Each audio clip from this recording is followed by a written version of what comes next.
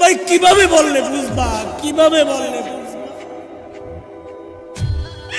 কিভাবে বললে গুনাহ ছাড়বা? বলো বলো।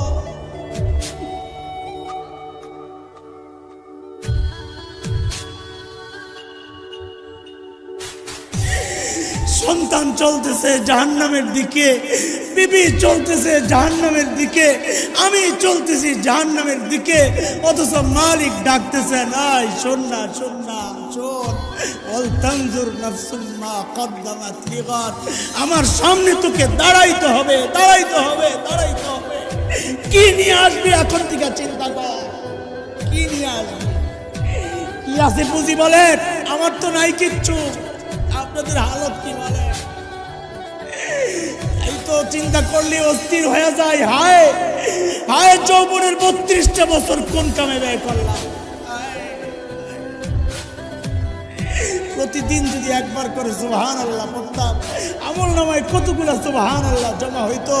প্রত্যেক দিন যদি 2 রাকাত নফল নামাজ পড়তাম,